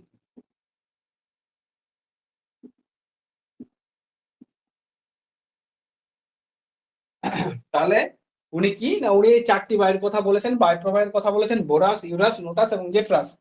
এগুলো ডাইরেকশন গুলো মনে রাখবে যে কোন দিক থেকে প্রবাহিত হচ্ছে, পরীক্ষাতে একটা মেনশন করে দিতে পারে যে নোটাস যে বায়ুটা সেটা কোন দিক থেকে প্রবাহিত, দক্ষিণ দিক থেকে প্রবাহিত হয়, জেট্রাস যেটা কোন দিক থেকে প্রবাহিত হয়, পশ্চিম দিক থেকে প্রবাহিত হচ্ছে। এগুলো গেল হুমারের অ্যাক্টিভিটি। হুমারের পরে আমরা চলে আসবো হচ্ছে গিয়ে থ্যালেস অফ মিলেটাস, ঠিক আছে, থ্যালেস অফ মিলেটাস বা থ্যালেস আমরা বলতে পারি, থ্যালেস। 2 নম্বর হবে থ্যালেস, আমি এগুলো ক্রোনোলজিক্যাল অর্ডারে বলছি, ঠিক আছে, থ্যালেস। তারপর আছে থ্যালেস, 2 নম্বর আছে থ্যালেস। থ্যালেস অফ মিলেটাস বলা হয়, থ্যালেস একজন গণিতজ্ঞ ছিলেন, মনে রাখবেন।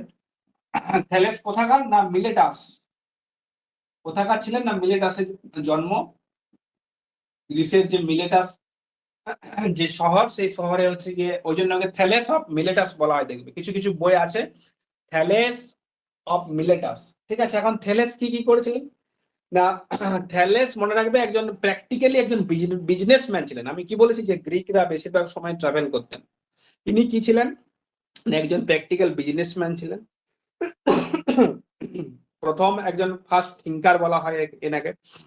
ইনি ইজিপশিয়ান মঙ্ক দ্বারা অনুপ্রাণিত হয়েছিলেন। কিসের অনুপ্রাণিত হয়েছিলেন না, মিশরের যে হচ্ছে গিয়ে যে প্রাইস ছিলেন, যে পুরোহিত ছিলেন, সেই পুরোহিতরা একদিন তিনি ট্রাভেল করতে করতে দেখলেন যে মিশরীয় যে পুরোহিত বা যে প্রাইস, সেই প্রাইসটা কি করছেন, কোন একটা জায়গাতে অবস্থান নির্ণয় করছেন বিভিন্ন অ্যাঙ্গেলের সাহায্যে। ঠিক আছে, এবং সেই যে পদ্ধতিটা অনুসরণ করছেন, সেই পদ্ধতিটা কিন্তু থ্যালেসও কিন্তু করতে শুরু করলেন। ঠিক আছে, তার ফলে কি হচ্ছে, তার ফলে মনে হয় পৃথিবীকে তিনি কি ফ্লোটিং ডিস্কের সাথে তুলনা করেছেন। ঠিক আছে, এবং তিনি ভূপৃষ্ঠের অবস্থান নির্ণয়ের চেষ্টা করেন। তাহলে আমরা কেন অবস্থান নির্ণয়ের চেষ্টা করেন, তাহলে প্রথমে তিনি কি করেন না, অবস্থান নির্ণয়ের চেষ্টা করেন। অবস্থান নির্ণয়ের চেষ্টা কেন অবস্থান নির্ণয়ের চেষ্টা করছেন না, থ্যালেস কি দেখছেন, একজন ট্রাভেলার ছিলেন, তার সাথে জ্যোতির্বিদ ছিলেন, তার সাথে গণিতজ্ঞ ছিলেন। উনি দেখছেন যখন মিশরে গেছেন, মিশরে গিয়ে যারা ইজিপশিয়ান প্রাইস্ট আছেন তাদের কাছে গিয়ে দেখছেন যে তারা হচ্ছে গিয়ে বেস লাইন অঙ্কন করেছে ভূমির উপর এবং কোনো একটা জায়গার অবস্থান নির্ণয় করছেন, এবং সেই ক্যালকুলেশনটা উনি ফলো করেন। উনি ফলো করে কি করেন, সেটাকে অ্যাপ্লাই করার চেষ্টা করেন। তাহলে প্রথমে কি উনি অবস্থান নির্ণয়ের চেষ্টা করেন। 2 নম্বর কি না, পৃথিবীকে ফ্লোটিং ডিস্ক। দেখো গ্রিকরা কিন্তু একটা জিনিসকে ফলো রেখেছে, ফ্লোটিং ডিস্ক মানে পৃথিবীকে একটা ভাসমান জলের উপর ভাসছে। ঠিক আছে, তিনি তোমার হচ্ছে গিয়ে বলেছিলেন যে পৃথিবী জলের উপর ভাসছে, এবং তিনি দুটো দুটো তার বক্তব্যকে আমরা বলতে পারি যে মেন বক্তব্য, যে সবকিছু ঈশ্বর পরিপূর্ণ, মনে রাখবে, এবং সবকিছুর আদিম উপাদান জল। তাহলে আমরা বলতে পারি 2 নম্বর কি, সবকিছু সবকিছু ঈশ্বর পরিপূর্ণ, ঈশ্বর পরিপূর্ণ, ঈশ্বর পরিপূর্ণ। আরেকটা হচ্ছে গিয়ে মনে রাখবে যে সবকিছুর আদিমতম উপাদান জল। 3 নম্বর,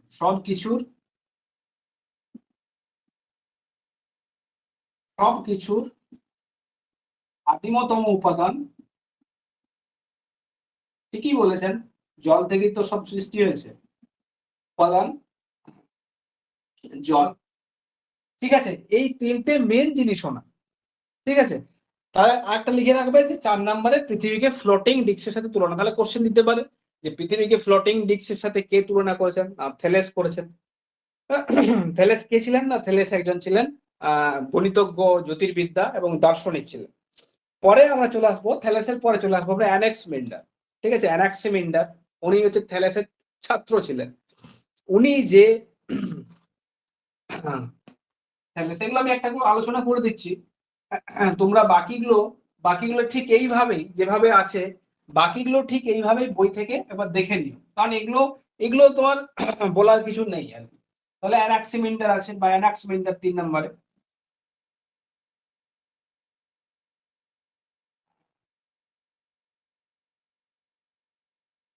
অ্যানাক্সিমেন্ডার ইনি কি না, ইনি ছিলেন থেলেসের ছাত্র। থেলেসের থেলেসের ছাত্র ইনি নমন নমন নমন নামে যে ইনস্ট্রুমেন্ট, এটা কাদের, ব্যাবিলনদের। এই যে ব্যাবিলনদের জিওনমন নামে যে ইনস্ট্রুমেন্ট, সেই ইনস্ট্রুমেন্টের ব্যবহার কিন্তু করেছিলেন কে, অ্যানাক্সিমেন্ডার। অ্যানাক্সিমেন্ডার কি জিওনমন নামে যে সূর্য ঘড়ি, নমন অ্যাকচুয়ালি কি, নমন অ্যাকচুয়ালি হচ্ছে কি তোমার সূর্য ঘড়ি। ঠিক আছে, ছায়ার যে দৈর্ঘ্য ছোট হচ্ছে বড় হচ্ছে, ঠিক আছে, এগুলোকে তিনি হচ্ছে কি তোমাকে দেখিয়েছিলেন, এবং গ্রিক বা দেশটাকে সেটাকে তিনি মানচিত্রে দেখেছিলেন। তাহলে অ্যানাক্সিমেন্ডার কি কি করছেন না, অ্যানাক্সিমেন্ডার বেবিলনদের কাছ থেকে যে তোমার সূর্য ঘড়ি, সেই সূর্য ঘড়ির যন্ত্রটা নিয়েছিলেন এবং অ্যাডপ্ট করেছিলেন কনসেপ্টটা, এবং কি এবং ছায়ার দৈর্ঘ্য নির্ণয় করেছিলেন। কি ছায়ার দৈর্ঘ্য, এগুলো মনে রাখবে, ছায়ার দৈর্ঘ্য নির্ণয় করেছিলেন, দৈর্ঘ্য নির্ণয় করেছিলেন। ঠিক আছে, ছায়ার দৈর্ঘ্য নির্ণয় করেছিলেন কে? অ্যানাক্সিমেন্ডার। তারপরে মানচিত্রে গ্রিসকে তিনি মানচিত্রের মাঝে দেখেছিলেন। তাহলে এটা মনে রাখবে যে নোমন নামে সূর্যঘড়ির ব্যবহার। পরেরটাতে আমার চলে আসবো, দেখো আমি বলে যাচ্ছি আর লিখছি না, এগুলো নোটসে আছে, তো আমি বলে দিচ্ছি যে কি কি আছে। তারপরে আছে হ্যাকাটিয়াস। হ্যাকাটিয়াসকে কি? হ্যাকাটিয়াসকে ফাদার অফ জিওগ্রাফি বলা আছে। এখানে তোমাদের বলে দিই যে father of geography K? Father of geography হচ্ছে কি তোমার হ্যাকাটিয়াস, মনে রাখবে হ্যাকাটিয়াস। এরাটোস্থেনিস নয়, কিন্তু এরাটোস্থেনিস প্রকৃত জনক নয়। যদি পরীক্ষাতে কোশ্চেন আসে ভূগোলের জনক কাকে বলা হয়, তোমরা নিঃসন্দেহে করবে ভূগোলের জনক হচ্ছেন হ্যাকাটিয়াস, নট এরাটোস্থেনিস। এরাটোস্থেনিস ভূগোল কথাটি প্রথম ব্যবহার করেন। ঠিক আছে, এরপরে আসে দেখো যে হ্যাকাটিয়াস কি করেছিলেন না, হ্যাকাটিয়াস আবার সেম থেলেস অফ মাইলেটস মানে মাইলেটস এর অধিবাসী ছিলেন। তিনি প্রথম গদ্যের আকারে, তিনি প্রথম কিন্তু গদ্যের আকারে বিভিন্ন ভৌগোলিক ঘটনাকে উপস্থাপিত করেছিলেন। ঠিক আছে, তিনি বিভিন্ন জায়গাতে ঘুরতেন, ঘুরে কি করতেন না, ঘুরে ঘুরে বিভিন্ন জায়গার মানুষের অভিজ্ঞতা কালেকশন করতেন বা সংগ্রহ করছেন বা তথ্য সংগ্রহ করতেন, এবং তথ্য সংগ্রহের পর তিনি বই লিখতেন। তার প্রধান বই হচ্ছে গেসপেরিডিওস, মনে রাখবে গেসপেরিডিওস কি? গেসপেরিডিওস যে গ্রন্থ, সেই গ্রন্থ উনি লিখেছিলেন। এবং উনি এই বইয়ে নোমোথেটিক অ্যাপ্রোচ এবং ইডিওগ্রাফিক যে অ্যাপ্রোচ, সেই অ্যাপ্রোচের কথা কিন্তু উনি এই বইয়ে কিন্তু বলেছিলেন। এবং আরেকটা কি করেছিলেন না, ভূমধ্যসাগরের অস্তিত্বকে তিনি ব্যাখ্যা করেছিলেন। ঠিক আছে, তাহলে দেখো হ্যাকাটিয়াস কি কি করছেন না, হ্যাকাটিয়াস কি করছেন না, তিনি প্রথম প্রোজ লেখেন। প্রোজ মানে হচ্ছে গিয়ে যে বর্ণনাগুলো, সেই বর্ণনাগুলো গদ্যের আকারে তিনি কিন্তু প্রথম ব্যাখ্যা করেন। তিনি একটা বই লেখেন বিভিন্ন জায়গায় ঘুরে ঘুরে, সেই বইটার নাম হচ্ছে গ্যাসপেরিডিওস। তাহলে বলতে পারি যে বইটার নাম কি? গ্যাসপেরিডিওস। তিনি প্রথম এই বইটাতে নোমোথেটিক এবং ইডিওগ্রাফিক যে অ্যাপ্রোচ, সেই অ্যাপ্রোচ গুলোকে তিনি ঠিকঠাক ভাবে কিন্তু দেখান, এবং এবং ভূমধ্যসাগরের অস্তিত্ব তার সাথে কিন্তু বর্ণনা করেন। ঠিক আছে, এইটা হচ্ছে গিয়ে তোমার হচ্ছে কি হ্যাকাটিয়াস। এরপর আছে হেরোডোটাস। হেরোডোটাস, দেখো হেরোডোটাসকে কি বলা হয়? ফাদার অফ হিস্ট্রি বলা হয়। এখন ফাদার অফ হিস্ট্রি কেন বলা হয়, মনে রাখবে উনি আর ওনাকে, এটা হেরোডোটাসকে আমরা কেন পড়ছি এটাও জানা দরকার, যে হেরোডোটাসকে আমরা কেন পড়ছি। হেরোডোটাস তো মেইনলি হচ্ছে হিস্টোরিয়ান, একজন হচ্ছে গিয়ে ঐতিহাসিকবিদ ছিলেন, তাকে ফাদার অফ হিস্ট্রি বলা হয়।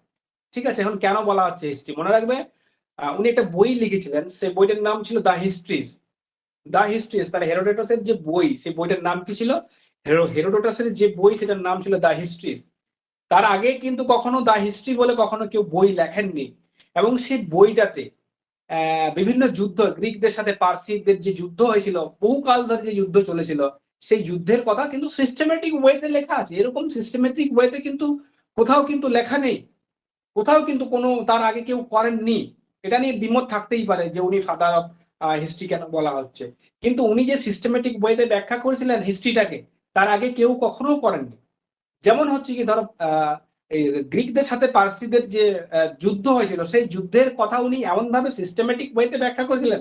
তার ব্যাকড্রপস কি ছিল, ব্যাকড্রপস কি ছিল, দি হিস্ট্রি বইটাতে কিন্তু লিখেছিলেন। তার ব্যাকড্রপস কি ছিল, যুদ্ধ কার কার সাথে হয়েছিল, কোন কোন রাজাদের সাথে হয়েছিল, এবং যুদ্ধের ফলে কার কি ক্ষতি হয়েছিল, এবং যুদ্ধের পরবর্তী কালীন জীবন, সেটারও কিন্তু ব্যাখ্যা তিনি হিস্ট্রিতে দিয়েছিলেন। তার মানে হেরোডোটাস হচ্ছে কি একজন ইন্টেলেকচুয়াল অবশ্যই পার্সন ছিলেন, নিঃসন্দেহে। তিনি যে সমস্ত ঘটনার বর্ণনাগুলো দিয়েছেন, সেই সমস্ত বর্ণনাগুলো একদম সিস্টেমেটিক ওয়েতে আছে। এবং তিনি কোনো একটা জায়গাতে গেলে, কোনো একটা অঞ্চলে গেলে, সেখানকার মানুষদের সাথে তিনি কথা বলতেন। কথা বলে কি সেখানকার তাদের মানুষের অভিজ্ঞতা, তাদের সমস্যার কথা কিন্তু তিনি লিখে দিচ্ছেন। এই লিখে ধরার মাধ্যমে কি তিনি কিন্তু আস্তে আস্তে ফেমাস হয়ে গেছিলেন। ফেমাস হয়ে তিনি একটা পুরস্কারও পেয়েছিলেন। পুরস্কারটা মেবি হচ্ছে গিয়ে তোমার গ্রিকদের থেকে 10 ট্যালেন্ট পুরস্কার, মনে রাখবে 10 ট্যালেন্ট পুরস্কার পেয়েছিলেন। ঠিক আছে, এত ফেমাস হয়ে যাওয়ার জন্য আর কি, যেহেতু তিনি এত কিছু লিখছেন, এত কিছু বর্ণনা করছেন, এই জন্য 10 ট্যালেন্টস বলে ওনাকে একটা পুরস্কার দিয়েছিল। উনি সিরিয়া, বেবিলন, মিশর, ইতালি, ঠিক আছে, বিভিন্ন জায়গায় কিন্তু ট্রাভেল করে বেরিয়েছেন, বিভিন্ন সময়ে ট্রাভেল করে বেরিয়েছেন কিন্তু। এবং যেখানেই উনি ট্রাভেল করতে গেছেন বা ট্রাভেল করেছেন, ট্রাভেল করার ফলে সেখানের ইতিহাসের তো বর্ণনা করেছেন, সিস্টেমেটিক ওয়েতেই করেছেন, তার সাথে সেই অঞ্চলের সংস্কৃতিকেও তুলে ধরেছেন, সেই অঞ্চলের পরিবেশকেও তুলে ধরেছেন। এই জন্যই তো আমরা হেরোডোটাসকে পড়ি, কারণ ইতিহাসের সাথে উনি তো কথাই বলেছিলেন যে ইতিহাসকে ভূগোলের ভাবে ব্যাখ্যা করা দরকার এবং ভূগোলকে ইতিহাসের ভাবে ব্যাখ্যা করা দরকার। এই কোশ্চেনটা পড়ে পরীক্ষাতে। ঠিক আছে, ভূগোলকে ইতিহাসের মতো করে ব্যাখ্যা করতে হবে, ইতিহাসকে ভূগোলের মতো করে ব্যাখ্যা করতে হবে। ঠিক আছে, কেন? ঠিক তার উনি ওনার গ্রন্থে বা উনি তার যে লিখিত বইগুলোতে কিন্তু সেইভাবেই উনি কিন্তু অলরেডি বর্ণনা করে গেছেন। এই জন্যই আমরা হেরোডোটাসকে পড়ি। তাছাড়া হেরোডোটাস মিশরের যে নাইল যে রিভার আছে, সেই নাইল রিভারের জলপ্রবাহ সম্বন্ধেও কিন্তু তিনি বলেছেন যে জলপ্রবাহের মাত্রা কিরকম আছে। এই জন্য উনি বিখ্যাত মেনশন করেছেন যে Egypt is a gift of Nile. কেন উনি বলেছেন? উনি স্টাডি করেছেন, সেই অঞ্চলে গেছেন, দেখেছেন নাইল রিভার সেই অঞ্চলের মানুষের কৃষিকাজ মানে ইকোনমিটাকে কিভাবে তোমার হচ্ছে গিয়ে কন্ট্রোল করছে, এই সমস্ত বিষয়গুলো তিনি কিন্তু তুলে ধরেছেন। ঠিক আছে, এই জন্যই কিন্তু তিনি অত ফেমাস হয়েছেন। এছাড়া এছাড়া উনি কি করেছেন? এছাড়া উনি করেছেন হচ্ছে কি তুমি ওয়েসিস, সাহারাতে যখন বেড়াতে গেছেন, সাহারা মরুভূমিতে যখন উনি গেছেন, বেড়াতে নয়, সাহারা মরুভূমিতে যখন উনি তথ্য সংগ্রহতে গেছেন, ঠিক আছে, বা দেশ দেখতে গেছেন বা জানতে গেছেন, তখন ওয়েসিসের সন্ধান পান, মরুদ্যানের সন্ধান পান। এখন এই মরুদ্যানের ইম্পর্টেন্সের ব্যাপারেও কিন্তু উনি তুলে ধরেছেন। তাহলে এখানেও কোশ্চেন আসতে পারে যে মরুদ্যানের ব্যাপারে কোন ঐতিহাসিক বা কোন দার্শনিক কথা বলেছেন, সেটা মনে রাখবে অলওয়েজ হচ্ছে কি তোমার হেরোডোটাস। এখন এই জন্যই আমরা হেরোডোটাসকে ভূগোলের সাথে অ্যাটাচ করে পড়ি আর কি। এখন ব্যাপার হচ্ছে কি হেরোডোটাসকে তাহলে কেন ফাদার অফ হিস্ট্রি বলা হয় সেটা বললাম, কারণ যে উনি সিস্টেমেটিক ওয়েতে ইতিহাসকে যেভাবে বর্ণনা করেছেন, এর আগে কেউ করেননি। তার বিখ্যাত বই হচ্ছে দা হিস্ট্রি যে বই, সেই বইয়ে কিন্তু উনি ঠিকঠাক ওয়েতে ব্যাখ্যা করেছেন ইতিহাসে। এই জন্য ওনাকে আমরা ফাদার অফ হিস্ট্রি বলি। তার এখানে মনে রাখবে যে হেরোডোটাস কি কি করে গেছিলেন না, হেরোডোটাস প্রথম কাজ করেছিলেন দা হিস্ট্রি যে বই, সেই বইটা লিখেছিলেন। তারপরে হচ্ছে কি ওয়েসিসের গুরুত্বের কথা বলেছিলেন, Egypt is a gift of Nile কথা বলেছিলেন, ইতিহাসকে ভূগোলের মতো করে ব্যাখ্যা করা দরকার, ভূগোলকে ইতিহাসের মতো করে ট্রিট করা দরকার, এই কথাগুলো বা এই ব্যাখ্যাগুলো তিনি করেছিলেন এবং উনি সিস্টেমেটিক ওয়েতে ব্যাখ্যাগুলো করেছিলেন। ওই জন্য উনি মানুষের জীবনকে এত প্রভাবিত করতে পেরেছিলেন আর কি। ওই জন্যই ওনাকে গ্রিস থেকে 10 ট্যালেন্টস যে তোমার পুরস্কারটা, সেই পুরস্কারটাও কিন্তু ওনাকে দেওয়া হয়েছিল। ঠিক আছে, এটা হেরোডোটাস সম্বন্ধে গেল। এরপরে আছে কি তোমার এরাটোস্থেনিস। দেখো এরাটোস্থেনিস কি করেছিলেন না, এরাটোস্থেনিসের জন্ম হচ্ছে কি তোমার ইয়েতে লিবিয়াতে, যে এখানে এখন বর্তমানে লিবিয়া, সেটাকে সিরিয়ান বলতো সেই সময়ে।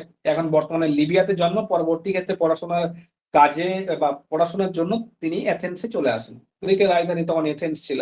এখানে এরাটোস্থেনিস কি কি করেছিলেন দেখো, এখান থেকে কোশ্চেন আসে, এখানে হচ্ছে মেন। এরাটোস্থেনিস হচ্ছে কি মনে রাখবে, প্রথম উনি যখন এথেন্সে আসেন, ওখানে লাইব্রেরি অফ আলেকজান্ড্রিয়া, ঠিক আছে, লাইব্রেরি অফ আলেকজান্ড্রিয়া মনে রাখবে, লাইব্রেরি অফ আলেকজান্ড্রিয়ার ওনাকে চিফ করা হয়েছিল। তাহলে এখানে একটা কোশ্চেন যে লাইব্রেরি অফ আলেকজান্ড্রিয়ার চিফ কে ছিলেন না, চিফ ছিলেন হচ্ছে কি তোমার এরাটোস্থেনিস। উনি জিওগ্রাফি কথাটি প্রথম কিন্তু ব্যবহার করেন, এটা তো তোমরা সকলেরই জানা তোমাদের। ঠিক আছে, উনি শেপ অ্যান্ড সাইজ নির্ণয় করার জন্য অ্যারিস্টটল এর ধারণাটাকে কিন্তু নিয়েছিলেন। অ্যারিস্টটল কি বলেছিলেন যে পৃথিবী জিওসেন্ট্রিক ভিউ, যে পৃথিবী সবার মাঝে আছে এবং পৃথিবীকে সবাই প্রদক্ষিণ করছে। ঠিক আছে, এটাকে জিওসেন্ট্রিক ভিউ বলা হয়। এই ভিউটাকে উনি অ্যাকসেপ্ট করেছিলেন এবং উনি পৃথিবীর পরিধি নির্ণয়, তাহলে কোশ্চেন আসতে পারে পৃথিবীর পরিধি নির্ণয় কি করেছিলেন, পৃথিবীর পরিধি নির্ণয়ের কিন্তু চেষ্টা করেছিলেন। এবং অ্যাপ্রক্স উনি কি যন্ত্রের সাহায্যে পরিধি নির্ণয় করেছিলেন, সেই মনে রাখবে নোমন নামে যে সূর্য ঘড়ি, সেই সূর্য ঘড়ির ব্যবহারের মাধ্যমে বা ব্যবহার করে উনি কি করেছিলেন, উনি দূরত্ব নির্ণয় করেছিলেন, কার পরিধি নির্ণয় করেছিলেন, পৃথিবীর পরিধি নির্ণয় করেছিলেন। তাহলে দেখো এখানে দু একটা জিনিস লেখা আছে, নোটসে নেই, আমি বলে দিচ্ছি এরাটোস্থেনিস সম্বন্ধে। এরাটোস্থেনিস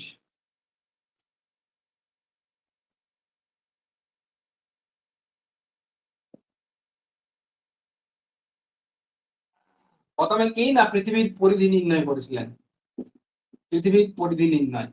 এবারে পৃথিবীর পরিধি নির্ণয় করে তোমাকে চুপচাপ বসে থাকলে চলবে না। পরিধিটা উনি অ্যাপ্রক্স কত বলেছিলেন, সেটাও বলতে হবে। উনি বলেছিলেন পৃথিবীর পরিধি 25,000 মাইল। পৃথিবীর পরিধি হচ্ছে গিয়ে 25,000 মাইল। ঠিক আছে, এটা উনি পৃথিবীর পরিধি তাহলে কিসের সাহায্যে নির্ণয় করেছিলেন না, পৃথিবীর পরিধি কি নোমন যে নামে সূর্য ঘড়ি, সেই সূর্য ঘড়ির সাহায্যে পৃথিবীর পরিধি নির্ণয় করেছিলেন। তাহলে পরীক্ষাতে তোমাকে পৃথিবীর পরিধি উনি বলতে পারে যে কোন যন্ত্রের সাহায্যে, আবিষ্কার করেছিলেন। তাহলে এটা একটা গেল। 2 নাম্বার হচ্ছে কি তিনি ডিস্টেন্স মানে হচ্ছে কি তিনি পৃথিবী থেকে সূর্যের ডিস্টেন্স এবং পৃথিবী থেকে চাঁদের যে দূরত্ব সেই দূরত্বটাকেও কিন্তু উনি দেখিয়েছিলেন।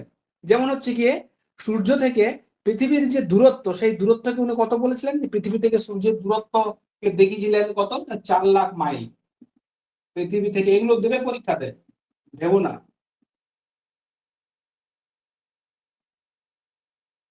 4 লাখ মাইল পৃথিবী থেকে সূর্যের দূরত্ব 4 লাখ মাইল এবং পৃথিবী থেকে চাঁদের দূরত্ব, পৃথিবী থেকে চাঁদের দূরত্ব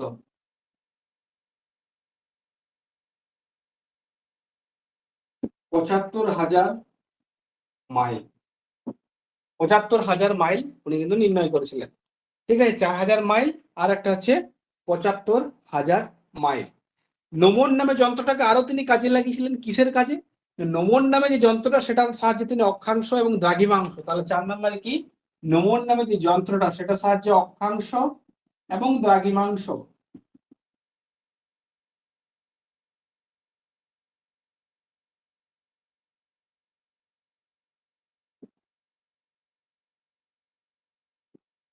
অক্ষাংশ এবং দ্রাঘিমাংশ নির্ণয় করেন। ঠিক আছে, পরে আছে গিয়ে তিনি একটা বই রচনা করেছিলেন, সেটার নাম হচ্ছে কি তোমার ইকুম্যান, মনে রাখবে। ইকুম্যান নামে একটা বই, একটা ফেমাস বই ইকুম্যান। ইকুম্যান এই বইটাতে কি আছে, এই বইটাতে তোমার যেখানে ইনহ্যাবিটেড, ঠিক আছে, বসবাসযোগ্য পৃথিবীর বর্ণনা আছে। বসবাসযোগ্য পৃথিবীর বর্ণনা আছে। কি নাই, বসবাসযোগ্য পৃথিবী,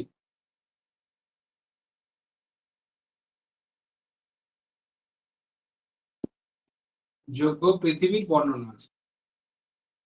পৃথিবীর বর্ণনা উনি করেছেন। ঠিক আছে, পৃথিবীর বর্ণনা উনি কিন্তু করেছেন যে একুমেন যে গ্রন্থটা, সেই গ্রন্থটাতে। এরপরে উনি আরো দুই একটা কাজ করেছেন, যেমন পৃথিবীকে 5টি জলবায়ু অঞ্চলে ভাগ করেছেন। পৃথিবীকে 5টি জলবায়ু অঞ্চল, 5টি জলবায়ু কি কি না, একটা হচ্ছে কি উষ্ণ, উষ্ণ, আর দুটো নাতিশীতোষ্ণ, দুটো নাতিশীতোষ্ণ এবং দুটো হিম, হিম অঞ্চল, হিম অঞ্চলে ভাগ করেছে। মোট 5টা, 2 2 4 একে 5, এই 5টা অঞ্চলে কিন্তু ভাগ করেছেন। তাহলে এগুলো এগুলো গেল হচ্ছে কি এরাটোস্থেনিসের মেন তোমার হচ্ছে কি গুরুত্ব, যে উনি কি কি কাজ করেছেন। আর একটা মেরিডিয়ান আঁকার চেষ্টা করেছিলেন উনি, মনে রাখবে, একটা মেরিডিয়ান আঁকার কিন্তু উনি চেষ্টা করেছিলেন। হয়েছে, এটা গেল তোমার হচ্ছে কি তোমার এরাটোস্থেনিস। এবার লাস্ট আছে হিপারকাস। হিপারকাস দেখো কি করেছেন, হিপারকাস।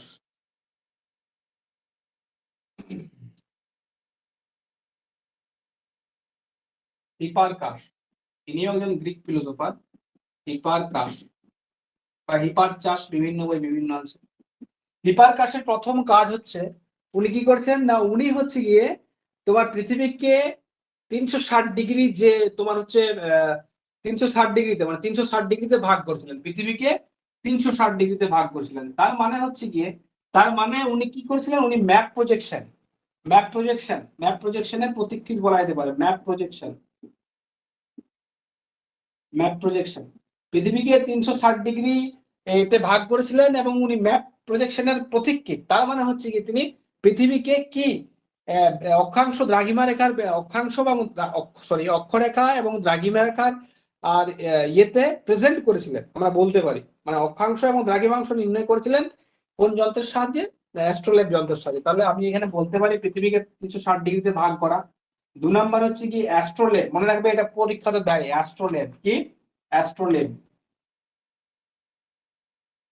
অ্যাস্ট্রোলেব নামে যন্ত্র, অ্যাস্ট্রোলেব, অ্যাস্ট্রোলেব নামে যে যন্ত্র, সেই যন্ত্রে কি করেছিলেন, সেই যন্ত্রের সাহায্যে অক্ষাংশ দ্রাঘিমাংশ, অক্ষাংশ এবং দ্রাঘিমাংশ নির্ণয় করেছিলেন,